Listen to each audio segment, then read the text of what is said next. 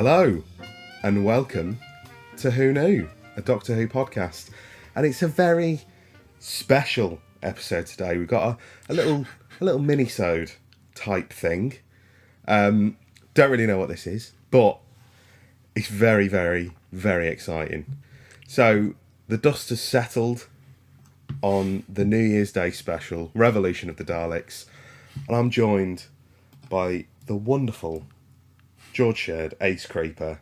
How are you? I'm good. Hello. Hello. Nice to be back. Yes, it's very good to have you back. We've had a couple of returning faces at the beginning of 2021, and it's very good to see yours here. Though no one can see your face. This is a podcast. But anyway, Revolution of the Daleks is what we're here to talk about. We're going to do a little review, and by this point, you may have seen George's video talking about a very, very, very exciting thing that he did about 15 months ago. But we'll delve into that a little bit later on. We'll save that. First of all, I wanted to ask you. You've put your review up, but what are your initial thoughts on Revolution of the Daleks? Revolution of the Daleks it's interesting because it is good. It is good, but there's some things that just feel off about it, and I think because we're recording this on the 2nd, so not to break the illusion, but I haven't had a chance to rewatch it yet, and I still need to sit down and give it a rewatch. All the clips I've seen since I watched the episode, like going back on it, like I've really enjoyed, and I've been like, this is actually quite good. Yeah. There's a few like nitpicks, but I think if those are literally just nitpicks, then I don't see many problems. The episode, I thoroughly enjoyed it. I did too. So I have rewatched it. I've just rewatched it about. Oh, nice. I just finished about half an hour ago. I thought, as soon as I knew we were doing this, I thought I'll give it a rewatch, and I really wanted to rewatch it as well because I felt like with an episode that big, it always needs like one or two rewatches to fully get everything. It's a bit of an overwhelming experience the first time around. But yeah, I really enjoyed it. I really enjoyed it last night. But I sort of know what you mean. There were a few things in it, and I can't really put my finger on it, that were just a bit weird. But then on the second viewing, I didn't get that as much. Yeah. So I mean, talking first of all about the plot, the story, it was sort of something that was pretty much out there. I think it was pretty well documented and well predicted what the story would be. I think that's it for me, though. I mean, the one thing I do like about this is, similar to Resolution, Chibnall has this sort of thing with the specials where he seems to just make it just like non-stop almost. You get going, you know what the story is, and you're off until the end. Yeah. There's no messing about, no sonic screwdriver, no that sort of stuff. I mean, I talked about this on Twitter today. I put a tweet out. Like, I don't remember 13 using the sonic screwdriver, like, at all. No, I don't either. I think I see it once, but I don't think it's used. If it wasn't for the fact that it's been seen in the Series 13 filming, I would have genuinely guessed that, like, the Jadoon, like, confiscated it or something. Which makes sense. But I don't know, it's a weird one. I think with the story it definitely works. I think what didn't work for me was just the lack of surprise. Yeah, I get what you mean. This era of Doctor Who's been so good at that. I mean, just look at the Ruth Doctor thing, the Jack in Fugitive, the Master coming back, the Cyber Masters, Gallifrey.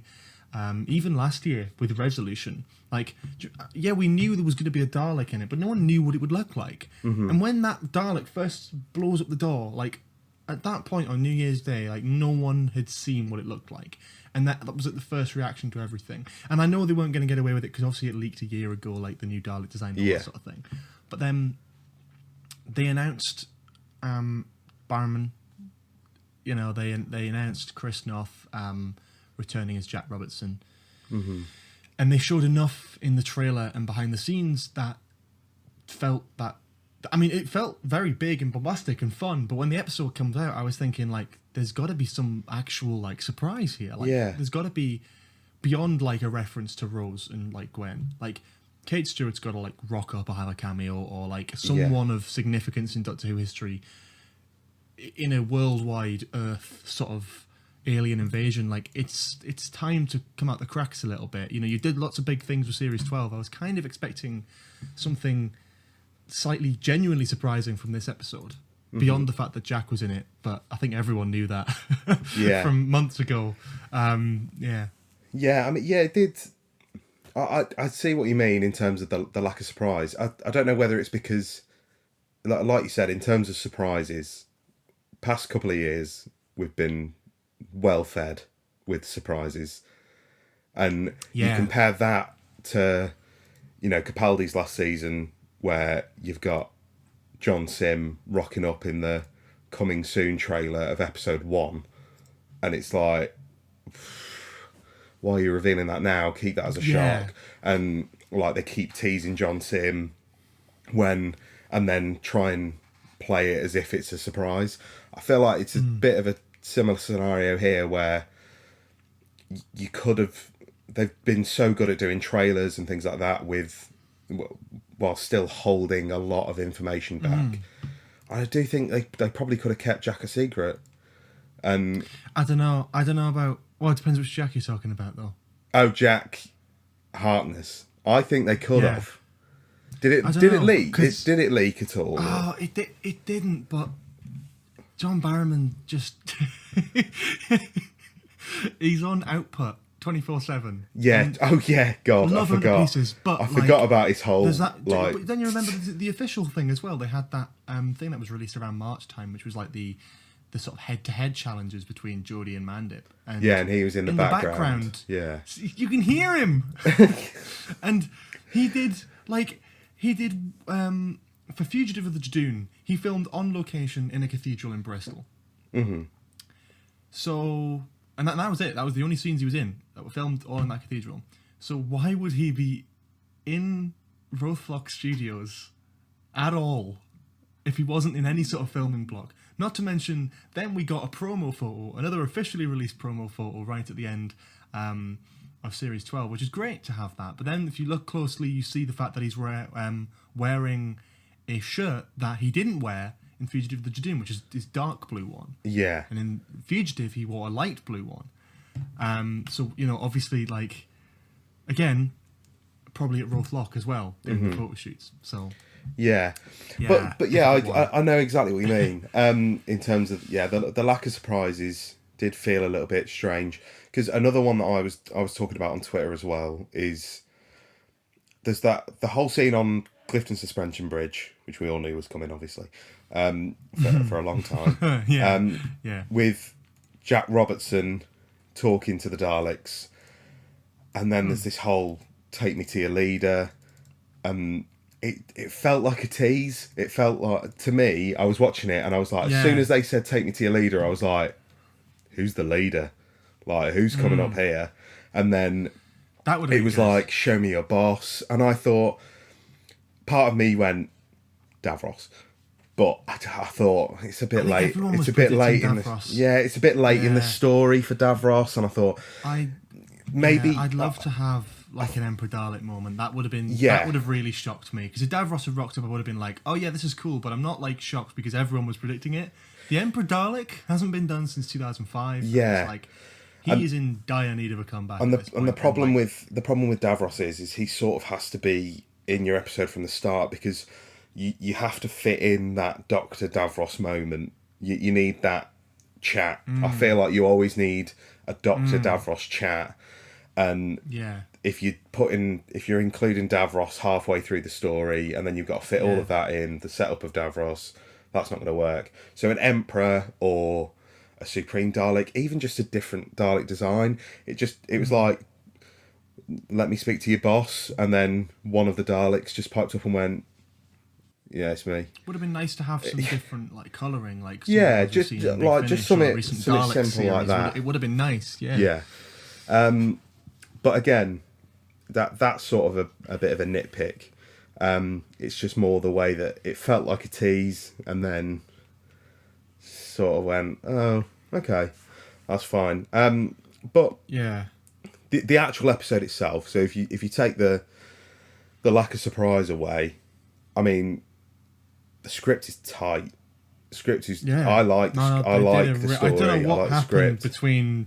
I don't know what happened because it was filmed in the same block as Series 12, so it's technically a Series 12 episode. Mm-hmm. Despite of when it aired, they filmed it like right after the Timeless Children. Yeah. So I just don't know what was so different about it, but there was definitely a sense of like, I don't know, and I'm the first to respect Chibnall and his sort of approach to the show. Mm-hmm. But there's something really strikingly, like, significantly good about this writing in this, in the sense of like certain moments, especially like the one with Ryan and 13. I'm like, I had all of Series 12 just disliking Ryan, and then you go into this episode, I'm like, oh, okay, he's actually got a character. Yeah. Great. If anything, I it's like slightly that, yeah. frustrating that But 21 episodes in. But yeah. I mean, the character stuff in this is, for me, the definitely the highlights. One of the biggest highlights. You've got the scene with Jack and Yaz is great. All the stuff with Jack and Yaz is great. And then you've got the scene with 13 and Ryan, which I really like. And I like the ending. I know you spoke a bit again about sort of that lack of shock factor. You just wanted a corpse. You wanted a corpse. I did. I can't deny it. I did. I just, you know what? Like, having a day to reflect on it, I didn't hate it that much. Like, I'm like, okay, yeah, no, that's fine. That's like, that's how they want to do it, and it was a nice ending. It leaves it open ended. Yeah. And given the fact that he was inevitably going to ride a bike at some point, and it hadn't happened by the time the Daleks were like getting all destroyed or whatever. Yeah. I was kind of like, well, he's not going to die, is he? And I thought, the one time I was actually on edge for someone dying was, and you can go back and watch it, it's like the shot where they're on the Dalek ship and they get Jack Robertson right by the mouth, and they got like, give us a reason why we like should save your life or whatever, and he goes like money, and Jack says, oh, we should still leave him here. In the background of that shot, like a Dalek is coming around the corner being framed to like do something. That. Yeah. And then it says exterminate and then fires, and he like misses Graham by like, we're talking centimeters. If you watch it, he just moves his head like just in time of like, I was expecting like Bradley Walsh, the way that was cut, I was like, Graham's gonna die right now. He's gonna die. Yeah. And it's gonna be sudden, and it's gonna. It didn't. I thought they were gonna. I'm gonna do a bit of a Harry Potter reference here. Sorry, I know JK's a bit of a scummer, but the bit where Jack says, "I'm Captain Jack Harkness. I'm immortal," and then all of the Daleks shoot and they vortex manipulate away as the Daleks shoot. I thought they were going to do a bit of a Dobby moment where they all get away and they're like, oh yeah, we got away, and then one of them is dead in the TARDIS and one of them has like just got hit. That's what I was waiting to happen. I thought one of those four. Yeah. I mean, obviously, if Captain Jack got hit, who's asked? But if I thought one of the other three was going to get hit, and like as they vortex manipulated away, and then get to the TARDIS, and it's a bit of chaos, and it's a weird one. I agree, because I mean, if it was Jack, then he shouldn't have told the companions towards the beginning of the episode. I think he did anyway. I might be wrong that he was. Yeah, he did. Yeah, it would have been good to have that moment similar to that from like Utopia, where like the Doctor's the only one who's just sort of unfazed by Jack dying. Yeah, I like that. Yeah, those moments are good. Like even that would have been cool. Maybe have Jack saying like the words like. Almost saying I'm immortal, but he gets interrupted as by he's getting shot. Yeah, as he's getting shot. That would be great. Or even like a reference to Parting of the Ways or something. Like they say exterminate, he says, I kind of figured that before he, and or have like they could have had another reference in there. Just something would have been cool. Yeah, with Jack. I mean, I can't believe he didn't die the whole episode. Yeah, he dies all the time. I loved everything with Jack. Oh, every time Jack's on screen, it's great. Yeah, in any form of media whatsoever. I just love that character so much. But yeah, the only slight gripe I have is just saying, Yeah, I'm immortal, by the way. And there's not really any reaction to that. And then he doesn't die through the whole episode. Just seems a bit strange. Why I don't don't necessarily hate it. I just think it's a bit of a weird decision to not kill him at some point. But again, we just want corpses, so of any kind. Another thing I just wanted to mention really quickly as well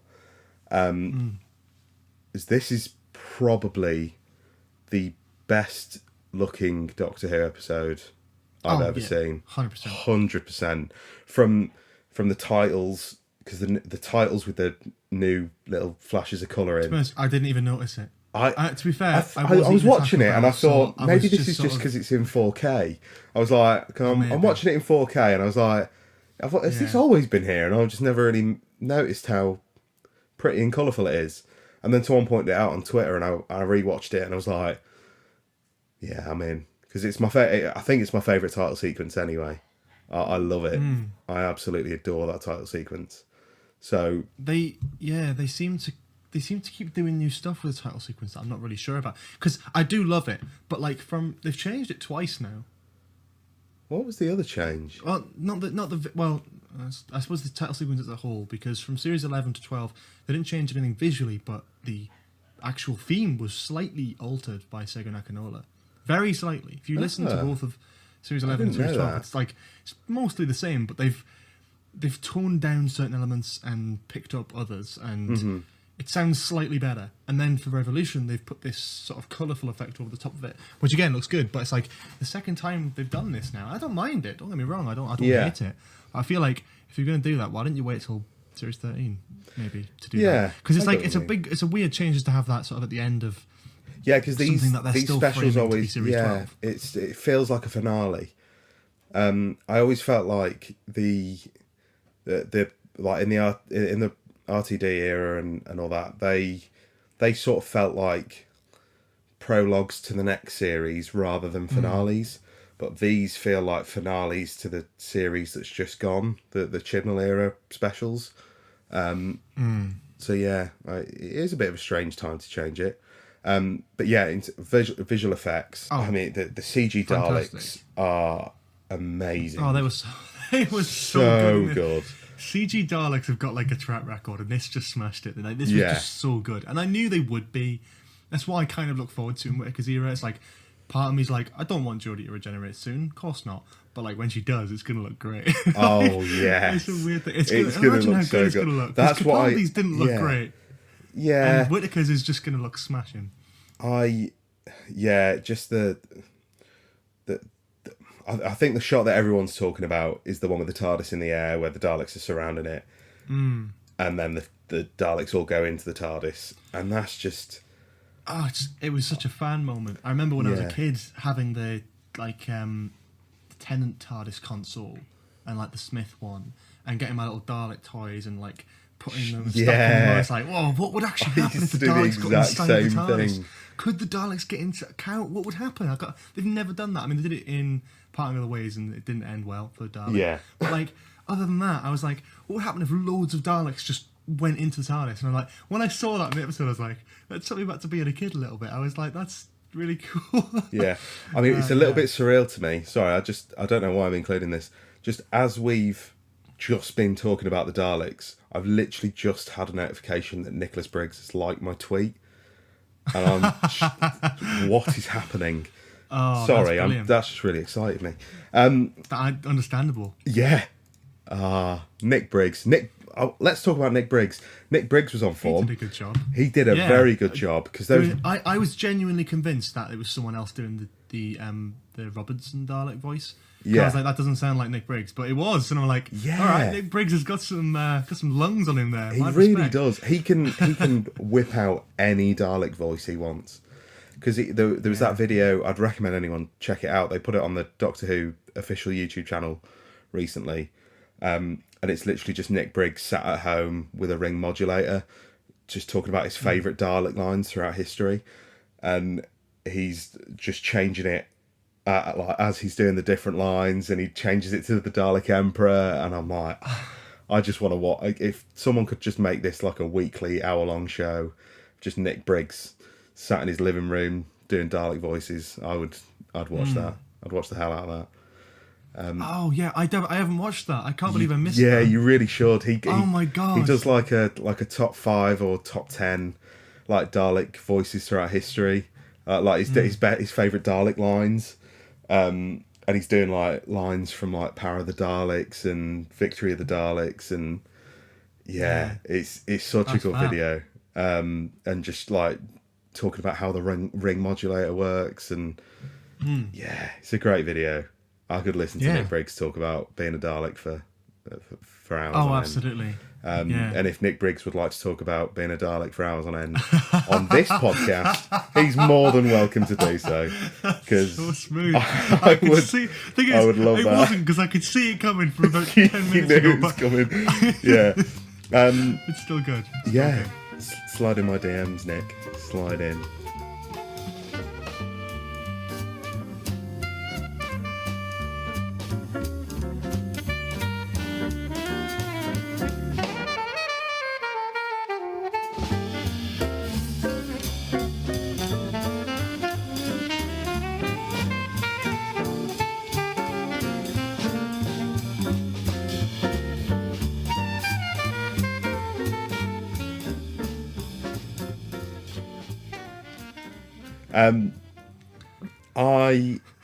I think it's...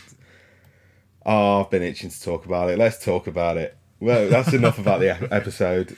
You had a very exciting little trip about 15 months ago. And... the trip of a lifetime. The trip of a lifetime, indeed. Yeah. I'm going to let you say it. You tell everybody at home. You may have seen the video that you've put out about it by now. But for anyone who has missed that, go ahead. What happened 15 months ago? In October 2019, I got invited to go to the set of Doctor Who to watch them filming for a day, and they were filming Revolution of the Daleks. So I've not been able to talk about it for 15 months. If I got there about a month earlier, I would have been able to talk about this in March. But alas, we're here, and it was a long, long secret to take and hold and not be able to talk about and not even hint. Mm-hmm. So it's good to finally be able to talk about that. Yeah, I bet. I mean, you are a stronger man than any of us could be, I imagine, and anyone listening, because the things that you have sat on for nearly a year and a half. Yeah.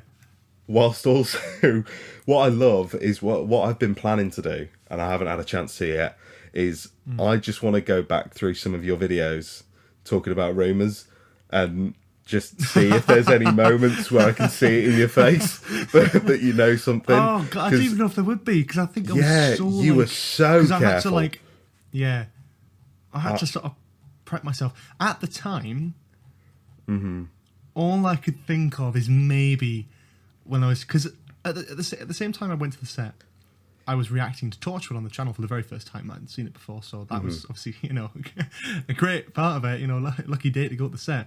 Yeah. With Jack being there for the first time in 10 years. But, so, I mean, at the time, I may, in like a reaction or something, have said something like, I really hope he makes an appearance again at some point. Mm-hmm. But, like, that, I wouldn't have even hinted, you know what I mean? Especially not that early on. I don't know. Maybe I would have said something or pulled a face, or... I definitely didn't wink at the camera, though. That's something I definitely never did. Yeah. And which I think is why it's such a surprise, I think. To be fair, 'cause, I mean, the whole conversation we had about you having an issue with the lack of shock factor may have something to do with this. You know what? It might do. It honestly might do, because... I mean, I had it too, but did that... Yeah. I mean, obviously, you're never going to trade the experience for anything. But what was it, just in your own head, what was it like knowing there are a select few people who know some of this information? There's like a group of, like, they could probably fit in a TARDIS console room, the amount of people who know this information. And some of them are Jodie Whittaker, and John Barrowman. Like, what's it like keeping that to yourself when you're so involved in the fandom? Difficult.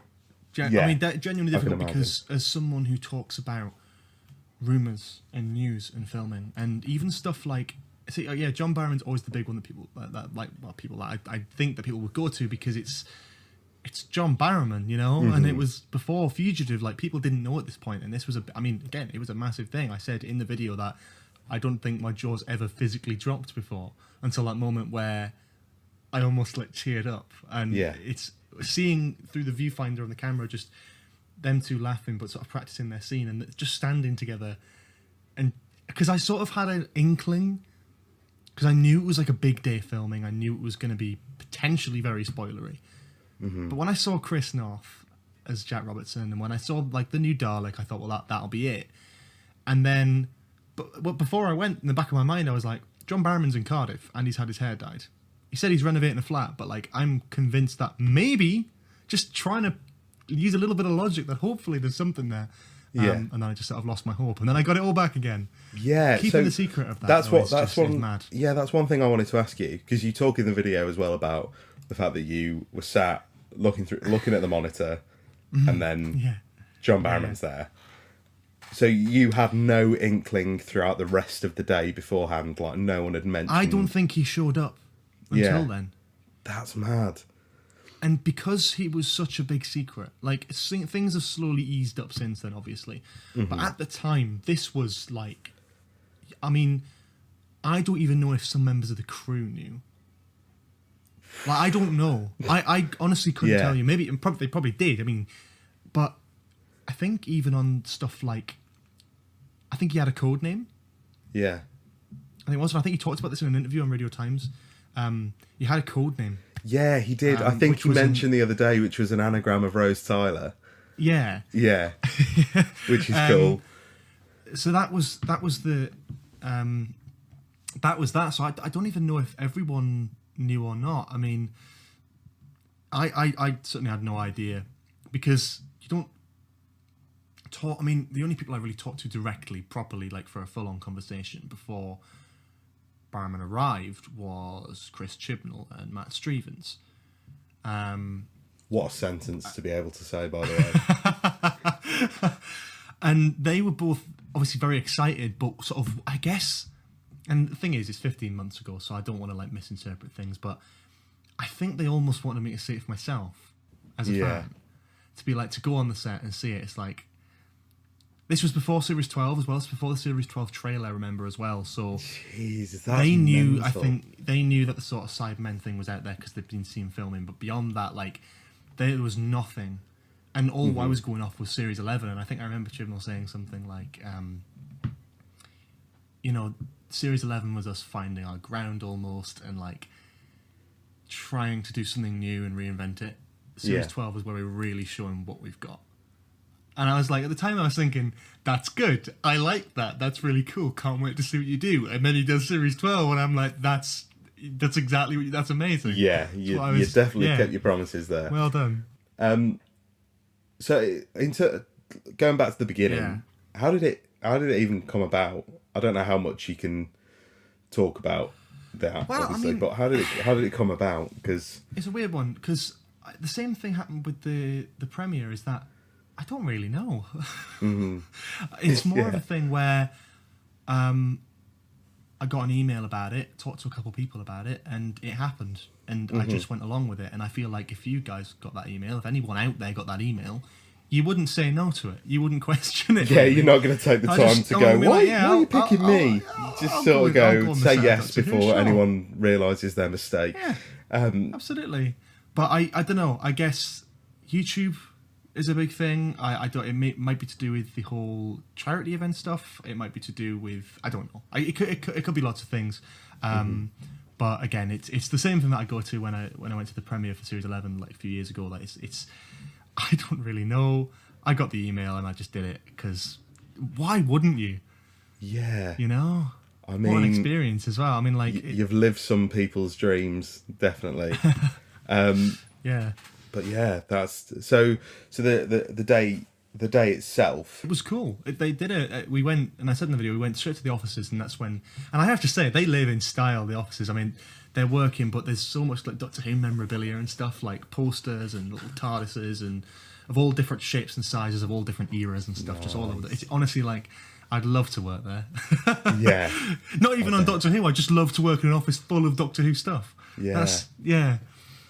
I mean, there's so much to talk about. So, the TARDIS stuff sounded interesting, the way that you described it, because obviously I've seen like set pictures before, but because of the way this era is, barely any set photos exist, like we used to get videos of them building the TARDISes and stuff like that. Like, I hadn't really seen much from this era. So all I remember is like, with the earlier series, it's always sort of like this big grey dome.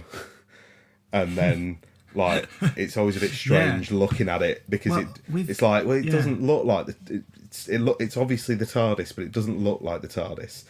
It's so weird, the new one, because like Capaldi's was like a sort of outdoor thing, and because Capaldi's was like up a height as well, because it was like a lower part of the console, you had to like walk up some steps to go like into the TARDIS door. I've not been, but I've seen the photos of it. Yeah. It's like, this one, you walk on the studio floor and you have absolutely no idea how big the studio is, because it's like this sort of thin passage that you walk behind. So there's like a black curtain next to the entrance door. You walk down that and then round the corner, and then there's like this other bit which is all sort of round black curtains, and on one of the walled black curtain thing is the TARDIS box, the actual just full police box with the doors wide open and loads of wires coming out of the door that hooks up to monitors and stuff, and it's basically like the break room out there. So there's like chairs and there's things of water, and there's people just sort of knocking about. That's when I walked in, break room ever. Chris North was there, who plays Jack Robertson.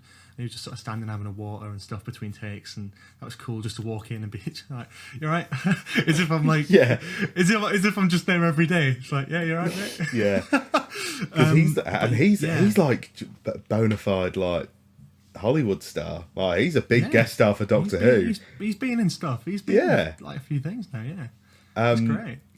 So obviously, you met. Let's go on to that, because obviously you met these incredible people, and you talk in the video about how obviously you saw Barrowman through the monitor, and then you got to go onto the TARDIS set again and talk to John and Jodie and Bradley as well. Like, what was it like? Because it sounded like you mentioned in the video, that it was a really fun atmosphere on set, and like everyone just really enjoying their jobs. So what was it like?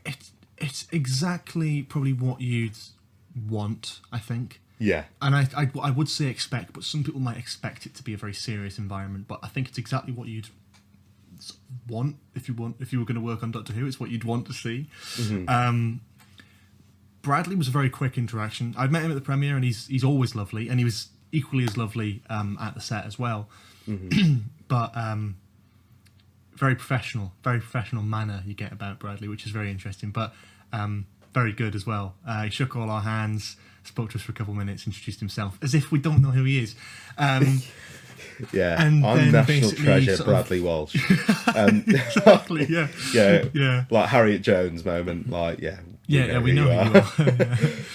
And then he sort of jokingly talked about, going over the TARDIS and playing with a few things on the console, which I regrettably didn't get to do because they were filming like on the console. Like that, the scene that they were filming at this point, because there was two scenes that I saw them filming. First of all was Jack Robertson entering the TARDIS for the first time.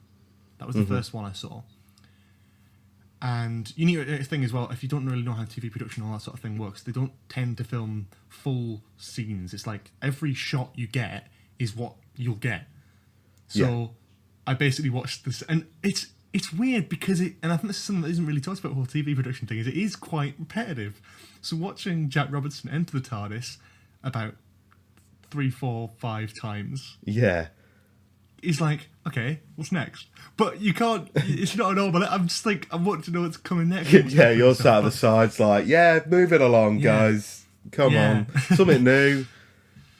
Yeah, no, so that it's yeah, we couldn't get anywhere near the actual TARDIS concept. So that was one of the things we're filming. The other one with Barrowman was the scene where Jodie thinks to contact the Death Squad thing, Daleks. Is that the name of them? Death Squad? Yeah, Death Squad. I think it was. Yeah. Because because from sitting outside the set, because you have to be outside when they're filming, you can't see them actually filming it in person for obvious reasons, because it's just crowded and there's, you don't want to be standing in the background like that guy in The Mandalorian. That's not. Yeah, there was a scene there, but the thing is, I didn't know the Bronze Daleks were in this episode at all. I didn't know they were in it. I didn't know they were included, because even though they filmed that scene, and even if you watch the scene back, it's like they talk about the other Daleks straight away. Mm-hmm. But I didn't get to that because that's how long these things take to film. And watching it, I heard the thing about the nuclear option, and Jack in 13. I remember having that sort of no, that's a bad idea. Intense. That's planet threatening. You can't do that. And I was like, that's the scene that I saw. And what a scene to see, because I was like, oh, I like the erections here. I'm liking seeing it was actually one of my favourite moments. Yeah. It was good. It's a great idea as well. I just wanted to jump back to reviewing the episode a little, because I love that concept of, we've got a bunch of Daleks, I don't know how to defeat them, let's just turn some other Daleks against them and let them just shoot it out themselves. It's a great concept as well. Yeah, because now we've got 2 specials in a row where we've had a new Dalek concept. So we've got the Reconnaissance Scout, which we still haven't seen yet. Let's bear that in mind. Yeah, we haven't, have we? Scout Daleks. Now, we've not seen the originals, and they're from the first early days of Skaro. So I'm hoping for some Genesis-style looking special Daleks that we've not seen before. And we've got the Death Squad Daleks, which are just bronze Daleks with sort of claws, but still cool. And I still liked it, and I still like the idea of a Dalek squadron that is entirely just there to basically just find out any Daleks that aren't 100% pure and just kill them. Mm-hmm. Which is, I love that. It's such a Dalek concept. But yeah. Well, there's so much to talk about. I just... Yeah. The idea of visiting the Doctor Who set. So, another thing I wanted to ask, just because it's something that's always intrigued me, this is more a personal one. Lee Haven-Jones directed this one. Was he on set? Was he quite hands-on with it? Did you see much of him on the set at all? Regrettably, I don't recall directly seeing him. I think he definitely was there, but there was so many people on the set and so many things to look at, because the Jodie and the companions and all that, and John Barrowman in the TARDIS, which again I also haven't seen before. It's like I think my eyes were just darting around everywhere, and because I wasn't totally familiar with probably what Lee Haven-Jones looks like, I didn't think to look around for that. But he was there, I think. I just couldn't... I mean, obviously he was there. Yeah, but I don't believe I saw him or his sort of technique or whatever. But still good stuff. Yeah, it's really interesting that... Yeah, it's really interesting because in my head I always had it as, is it Matt Strievens? Strievens, is that how you say it? Yeah, Matt Strievens, yeah. Strievens, okay.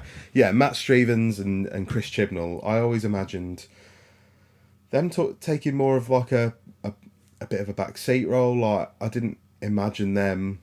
When I think about Doctor Who, I don't really imagine them rocking around the set and doing this kind of stuff. I don't know why, because obviously they're heavily involved. They're making it, but they're very heavily involved. It's but from an executive level, I feel that it comes in the planning and the preparation, and Matt Strievens is definitely strikes me as that. Again, I was only there for a day, so I can't make sweeping judgments or anything. Oh, like that. Yeah, of course. They were both wonderful, and Chris Chibnall specifically seemed to have a lot of fun showing us around. He was even just sort of sitting around. He sat with us in the office, he sat with us on the set, and then he went for a bit and then came back and took us to the edit suites.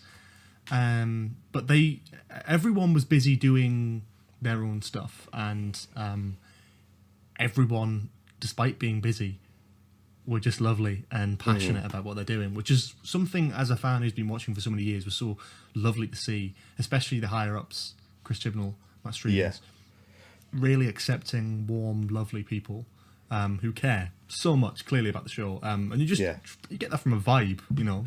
Yeah, not like just saying I care, but you can sort of see that they know what it's like for me to be there as a fan, like how I'm feeling, and they're like leaning into that by going like, I'm excited for you because you're going to get to see this stuff that we're so excited for people to see but can't see for another 15 months. So you're going to get to see this, and we're going to get a first-hand reaction of what a fan outside of the studio is going to see. And I think that's part of it as well, is that sort of giddy excitement on their part for seeing someone seeing their work and being absolutely excited as anything to see. It's something I wanted to touch on is how this era it's a strange one. I might go off on a little bit of a tangent here, but obviously Russell T Davies and Stephen Moffat, massive fans of the show, but there's something about Chris Chibnall where he seems to, despite the fact that he's probably the person who's been accepted the least by some fans. Obviously, there's a lot of divides in that sense. He's had a lot of controversy around him. You know, whatever you think about his writing, I think a lot of it is quite unfair towards him, because I think you like you said, definitely. You can tell his passion for the show. He's not going out trying to ruin aspects of the show on purpose, obviously. And that's the thing. Just on a side note, I think that it's critical analysis of TV, film work, anything like that. That is fair game to be picked apart. But when it's like personal stuff, that's what sort of gripes me. Is that, like, again, I can't say I wasn't able to say that, you know, I've met him or whatever. But what I wanted to sort of be like, he's actually really nice. He's actually one of the nicest people I've like ever met. And like generally, not even with like TV or Doctor Who or anything like that. He's just really nice. He's so warming and lovely. And you hear like a few horror stories about other, you know, potential people in the past of the show. I mean, Stephen Moffat's had a few stories here and there, but I don't know. I've never met the guy. Exactly. But I presume he's pretty decent from time to time. But Chibnall just really struck me as like, in terms of personality, like flawless. He was really lovely. Yeah. And you could see how excited he was, and I think that's that was the point I was trying to make. He seems like one of us. He seems like and he is like. There's that clip of him on that TV show. I can't remember the name of it, from like the 80s, where, you know, he's picking apart, you know, like the plot aspects of Doctor Who, and he's like a teenager talking about Doctor Who, which is so cool to see, like him now in charge of the show. I don't know if you've seen that before, but it's so cool to watch. Like, just he's on like a chat show. I think it's around about I think it's about Trial of a Time Lord or something like that he's talking about. I think it's Pip and Jane Baker who are on there, and I watch it and I'm like, God, yeah, he is one of us. And yeah, just a lot. I think this era, what I think of it, and like putting what I think of the actual show to one side, like the fan involvement, the like getting creators like yourself involved and doing things like that, like day trips to the you know, to see the show getting filmed, inviting people to the premiere, and his donation to Sophie Halsey's stream. Oh yeah, of course, as well. That like, was, he seems so in tune with this fan culture and the fandom, and it's like he really wants to make us, people like me and you and everyone who's listening to this, he wants us to feel part of the show, which is so lovely. And at the same time, you can never fault him for that. At the same time as that, the whole being part of it, community wise, I'm sure he absolutely loves that. But then there's the whole secretive element of it, which is very different. Yeah. Yeah. Because then there's been a couple of instances. I mean, you just look at it, and even being there on the day, it's like everything surrounding Barrowman was just like crazy. Don't say anything. You can't. It's like the big. It's like everyone. No one had to say it, but there was the big. It's like a vibe you get where it's like, oh, this is like a big deal. Then I mean, I knew it was a big deal because I know who Captain Jack is. I know who John Barrowman is. Like, I know how big this is going to be. Yeah. And this is something that they announced before, and this makes me think like the stuff with Joe Martin and the Timeless Child, like, is it like the stress that man must be under to keep all of this under wraps is something insane. Something, because it's funny you mentioned Joe Martin there, because there was something I picked up on when I was there, but I didn't mention in the video just because I'd actually forgotten about it, so that's fun. Because there are, I think there's 3 or 4 studios that Doctor Who gets, and obviously I went to 2 of them. There was another studio that I saw, which was like mostly empty, but the door was open, and I sort of caught a glimpse, and I saw like the back of like a classic roundel, and obviously that's for Ruth's, well, not Ruth's TARDIS, but the Gallifrey TARDIS. Yeah. And I was like, what? Yeah. And I obviously I wasn't allowed going because I think they were doing like interviews and stuff in there at the time, maybe for DVD or something like that. I think maybe it was being, because I don't know if it was being, or maybe it was being used for the Dalek shots at the end. I don't know. Yeah. How many instances they were filming, how many units they were doing, because it seemed that there was the standard like the main shoot was going on the TARDIS set, and the second unit people were working on the 3D printed Dalek thing, that set with the Daleks.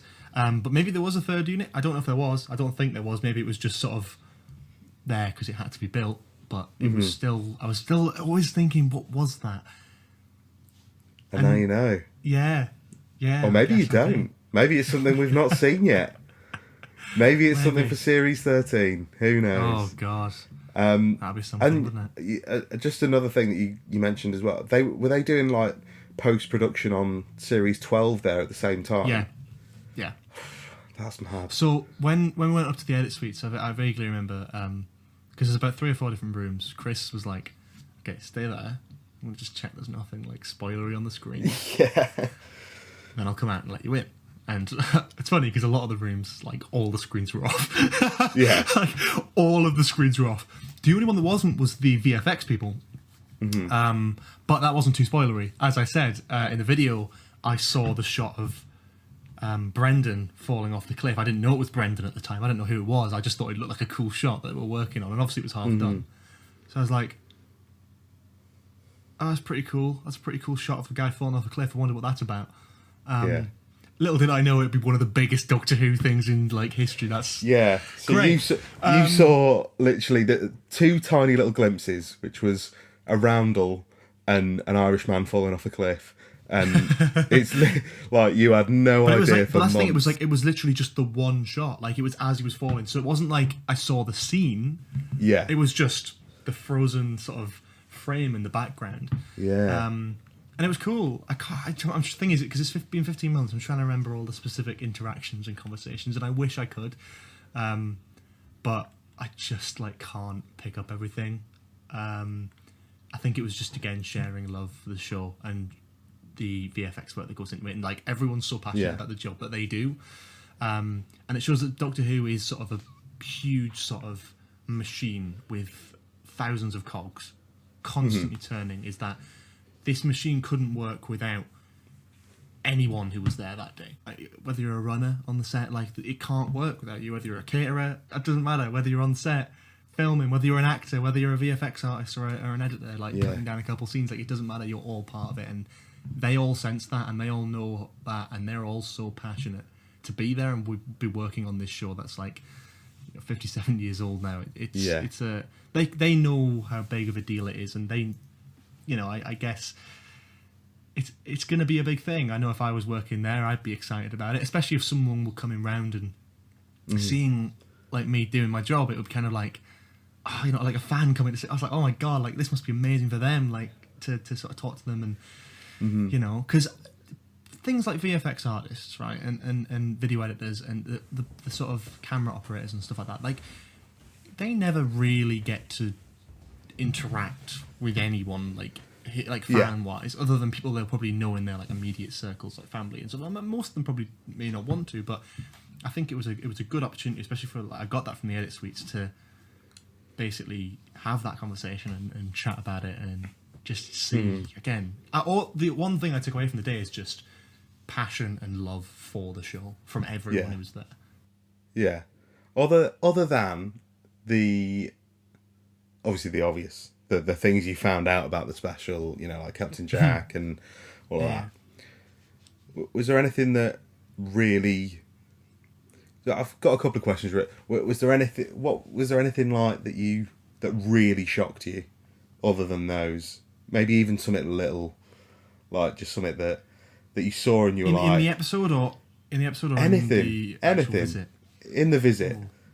In the visit. Well, the weird thing, the visit was a weird one, because obviously the first scene where Jack Robertson's getting picked up by the Doctor, it's just the Doctor, Graham, and Ryan in the TARDIS. So I was like, right, so where's Yaz? What's Yaz doing? Obviously now it's such a simple thing. It's like, oh, she's off with Jack doing the whole exploring thing. But I was like convinced that something had happened to Yaz. Yeah, when you've got a whole series in between. Yeah. Like, yeah. So Yeah, that is interesting. And is that, like, in terms of like the production, was there anything that, like, you thought, I didn't think they'd do things like that, like, or? Well, I don't know. I mean, it's so hard to picture what it's like on the set. Yeah. I mean, the one thing that did strike me is what I didn't expect was the whole TARDIS thing. The way that, again, it's a whole 360 set hidden behind a curtain. And when you're on there, you can sort of see the intricate little things that you can't on TV, which I suppose is the point. But, like, there's the sort of Jodie TARDIS roundel where it's like a cog. There's like a big printed screensaver of that, which is like around the whole set, and then black curtain. So, like, through the gaps of the cogs, there's just this wallpaper of cogs, a bit like the Hartnell TARDIS almost, but instead of being a whole wall, it's just sort of behind. But I think that's the beauty of a good set design, is you don't notice that on TV. Yeah. And I don't know if you can. I think even if you watch it, I don't think you even spot it, but it is there. But yeah, that was surprising the way they'd done the TARDIS, because I was expecting, because I kind of guessed that it was a 360 set, but you'd never be able to really tell. I thought it was more open. I thought it was like, maybe like have a sort of big gap at the end where the TARDIS door would be, and then the TARDIS door was like a separate thing. I have no idea, but it was all 360, and the fact that it was hidden behind a door, almost like, I don't know if you've ever seen those like Minecraft maps or something where someone's built like a TARDIS against a wall. Yeah. You sort of go in and it looks like it's all bigger on the inside, and that's kind of the effect. It was almost like doing something out like the Doctor Who experience or something, where it was like actually the TARDIS, you know? Yeah. It's like probably how Bill felt when she went in. She's like, have you knocked through? Like, yeah, the kitchen. Yeah. It was that's what it was like. I'm trying to think of what else though. That's really cool though, because I get that. I feel like it seems like a small thing, but if just knowing the way Chibnall is and the people, like you've said, like the passion that they've got, it feels like they've made an effort to make the TARDIS feel like when if you were an actor working on that set and you walk onto the TARDIS, that's true, it's so much easier to get that genuine reaction. Which is quite cool, because you got to see someone react to the TARDIS for the first time as well. I wonder if that, obviously we won't know unless Chris Noth wants to come on the podcast. He's welcome as well. Him and Nick Briggs. Like, if as an actor, would that have made it easier for him? Like the idea. I honestly think it does, because again, I think it is. If it weren't for the camera crew and stuff, you'd just feel like you're on the TARDIS. And that's kind of what I said in the video, is that it doesn't feel like you're on a TV set. It feels like being on the TARDIS, and it feels like being a child again, where it's like just this giddy sort of excitement of like, because I feel like the Tennant TARDIS, it's so cool, one of my favourite designs, but you walk on that through the door, you wouldn't be thinking this is an actual spaceship, because half the wall's gone. Whereas exactly, the 360 sets. Or Jodie's, the 360 sets always really just have this vibe about them, and I never really got it. And Jodie's TARDIS isn't people's favourites. I get that, but going on there and seeing it in person is just stunning. And something else as well that I never realised. Well, I never realised in Series 11. I don't even know if they did it in Series 11. I don't think they did, but they got this new technology, which is the hologram stuff. Yeah. All real. What? All of it. It's all real. So they've got a machine which fires this sort of delicate kind of smoke up, and they've got a very small projector hidden on the TARDIS console which projects it onto the image. So, yeah, there'll be CGI enhancements, but that's a holographic image on the TARDIS. That is so cool. So that's something. I mean, that was something that I saw, and I was like looking at it, and you can't totally make it out all the time. And the smoke makes a hell of a noise, but it was really nice to see, and it was just like, that's just such a cool detail. That is and really I feel again cool. it connects it. It's like again sort of saying that it's not a TV set, it's the TARDIS. You are on a spaceship, and maybe that's because I was there when the light was on and everything, and it was being filmed in. I suppose that after everyone left, it was probably all switched down and it was all like, black and grey. But being there, even with the camera equipment and stuff, it was like, this is the TARDIS. Mm-hmm. It's so cool that like, when you think about it, the technology that they're using on that set is stuff that probably would have been pitched and probably been rejected back in the 60s to be a plot point. Like, the idea of like a hologram in the 60s, like when this program started, like, just for an alien to have, it would have been like, oh yeah, we're not even going to try and fake that. And now we can just do it for real. That's insane. Yeah. It was great. I mean, that was just such a little thing, but it was cool to see them using it. And because, again, that wasn't in Series 11, I don't think, anyway. That specific thing, I mean, I know they used like lights and like holograms and stuff like that anyway, but in this specific thing, it was like this sort of box. And you can see it on the set, if you look at the photos of it, there's this sort of box that comes off the console, and that projects the smoke upwards. The smoke, yeah. And the light just projects into it from somewhere else on the console that I couldn't quite see, but... That's insane. Again, the fact that that's mostly real. I mean, obviously there'll be some CGI elements to make it look good properly in the episode. I think for the actors it really helps. I can imagine again that feeling of actually being on a spaceship is a huge deal. And I guess, the only thing that wasn't there was the sound effects, which made everything awkward. Because I guess that's something you don't really think about is when Jodie pulls a lever and the console starts moving, I'm expecting like, you need to hear the vote. You think. And I was like, of course it's not there because it's added in post. But it's like, oh my God, like, it feels so weird without it. Yeah. It's so cool that you got to do this. This is so cool. It's a brilliant and I can feel like the excitement off you, like the fact that you can finally get all of this stuff off your chest after 15 months ago, and I can still just sit here and be like, is there? I mean, it's because I think we're gonna bring things to a close. There's something I want to touch on before we leave, but was there anything else you wanted to get off your chest about it? Did you have any closing statements? God, that's a really difficult one. I can't even remember what happened last week. Never mind 15 months ago. God, yeah. I mean, I think I talked about a lot of the details. I think. But there's a few little elements that I loved. When I got there was like a storyboard lying on like the table, and there's like a thing where I was like, do I look at it? Do I just glance? Because it was like face up. I was like, do I look at it? Is that bad? I don't want to break any rules. And I sort of sat down near it because that's where we were sort of like sitting anyway in the office. And Chris Chibnall came and walked past and he was like, oh, that shouldn't be there. Picked it up, looked at it, and then turned it around and showed me. And I just saw these like little sketches of like a Dalek and like a crowd of people. I didn't know what it was. It might have been the opening scene with the Dalek and the crowd control, but I can't remember. I just vividly remember seeing this Dalek head, and that was my reveal that the Daleks were in the episode. And I was like, oh my God, wow, that's brilliant. I'm excited now. Generally, in terms of what I haven't talked about, I think I've basically touched upon everything between this sort of mini podcast episode and the actual video. But generally, if anyone gets the chance to do this, obviously you're not going to think about it. You're just going to do it.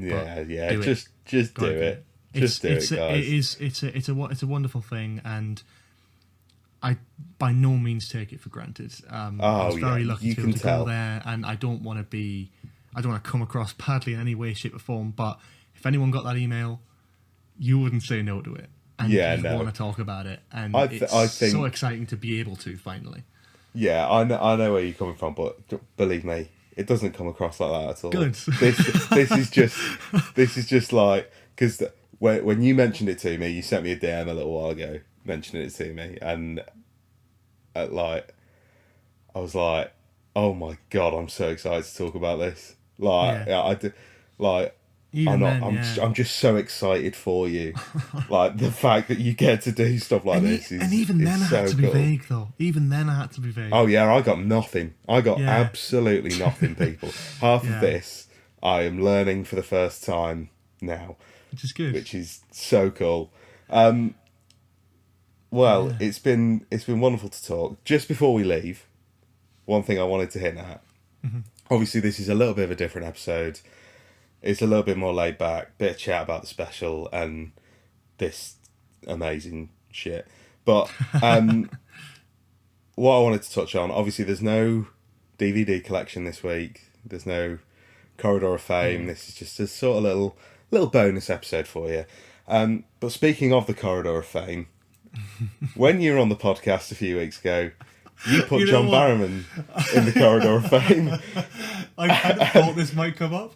Yeah, it has to, because now I know that you've met John Barrowman on the TARDIS, and that has to be mentioned.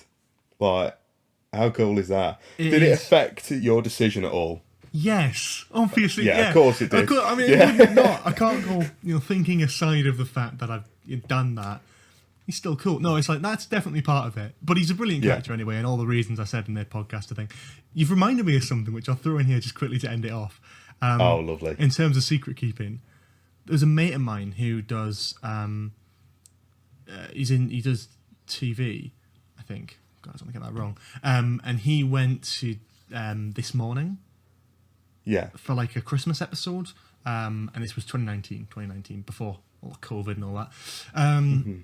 So it was like a little Christmas episode, a little live thing, and just so happened that John Barrowman was actually doing the release of his Christmas album then, and was doing a little segment, and it was all on the outdoor thing. I don't know if you've seen any of it, but it's quite obscure, but they had like a sort of helter-skelter and a few fairground rides outside of Television Centre in London, and they were there. And my mate got to meet John Barrowman very briefly, and I couldn't say anything, obviously. So not only did I have to keep the secret, but I had to pretend to be jealous for... That he's met John Barrowman. For over a year, to actually just sit here and be like, oh, yeah, no, I'm really jealous, really annoyed. God, I really hope I hope I meet him one day. Because I've always said that, like, before I went there, I was like, yeah, I'd love to meet John Barrowman one day. He's like the one person in Doctor Who I would love to meet. But then... And then my mate sees him and meets him, as well as like Bradley Walsh, who was, I think, also conveniently there. Good for them two for not like showing any sort of, because they've been filming, they'd done the whole episode. Like, good for them two for just not acknowledging each other. But for him to meet John Barrowman and then go, "Oh mate, you'll never guess who I've just met." I'm like, "Who?" And he goes, "John Barrowman." I'm like, "Oh man, I'm so jealous." I was like, I can't believe you met John Barrowman on the set of This Morning, not in costume. Have you spoken to this mate since? Yeah. Does that mate know that you've met John Barrowman? He knows now. Oh, that's good. And he... That's really funny. Yeah. Just like, oh, mate. Because mates and all that sort of thing knew I went... Cool. Mates and stuff, I think, knew I went to the set, but I couldn't talk about any of it. Yeah. Because they knew I'd been, because obviously I was at uni and, I had to give a reason of why I was away for a whole day, and came back with a TARDIS mug. Yeah. But, I just went to the shop. But, when everything got announced and all that sort of thing, that Barrowman was in the special and all that sort of thing, I could go to him and be like, so...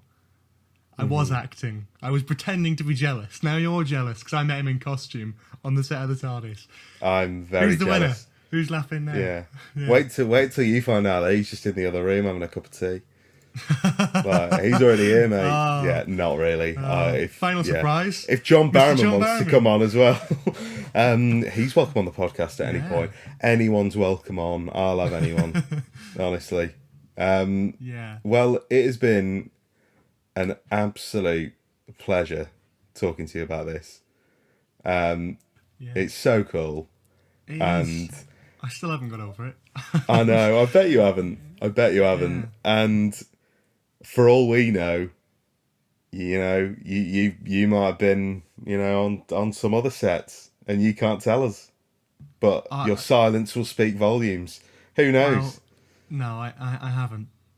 Or have I? No, I haven't. Oh. Or have I? No, I haven't. Or have I? I haven't. Or has he? I suppose we'll never know. We'll never know. We'll find out in 15 months. Oh, yeah.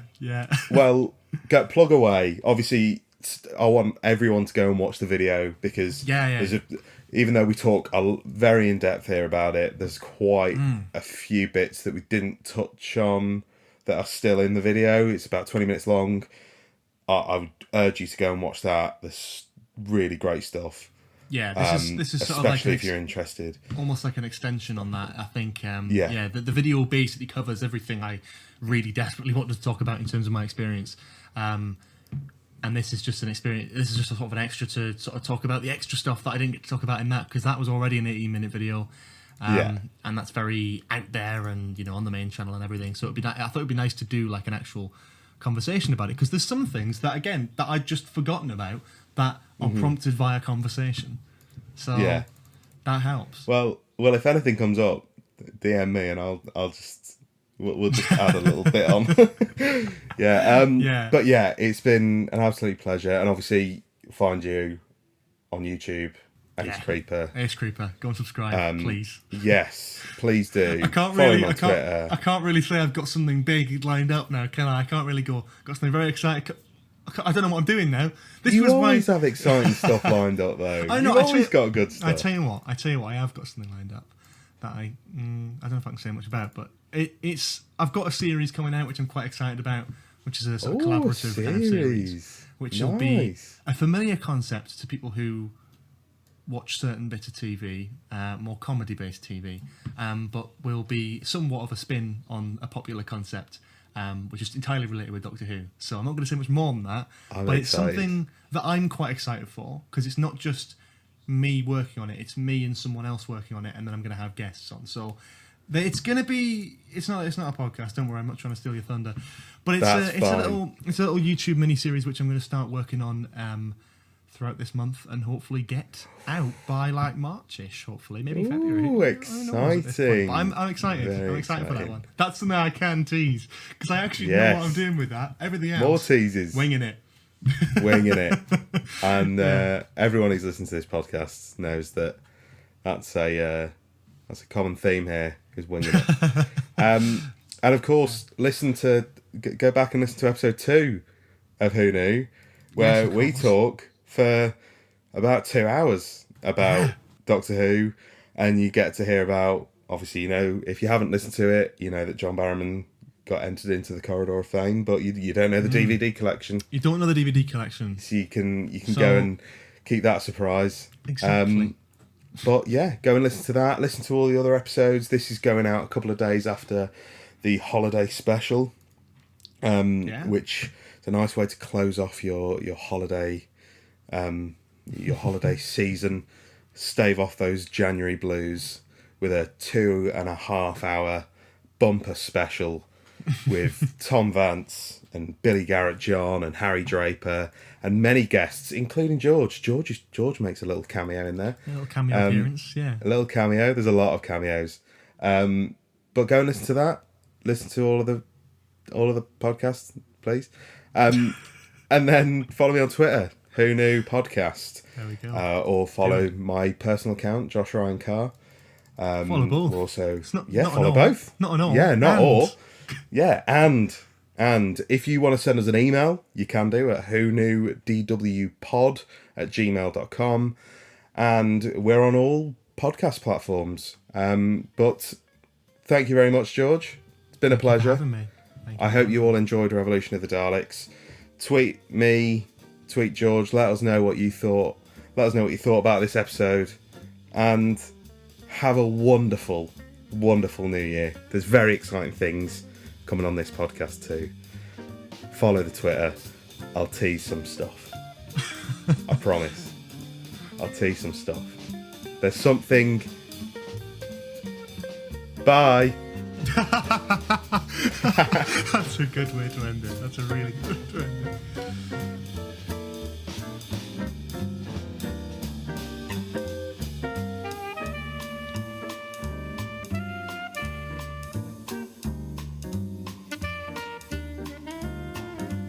Thank you for listening to Who Knew, a Doctor Who podcast.